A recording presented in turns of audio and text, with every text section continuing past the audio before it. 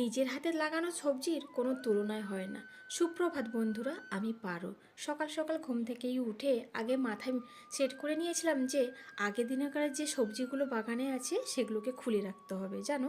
কারণ যেহেতু কচুর সিজন এখন শেষের মুখে, যদি মাটিতে কচু রাখা হয় তাহলে পোকা খেয়ে নেবে। যার জন্য কচুগুলোকে আমি খুলে রেখেছিলাম। ওগুলোকে না রাখলে আগের বছর যে আমি গাছ করতে পারবো না, তার জন্য নিজের হাতে সব কচুগুলো খুললাম।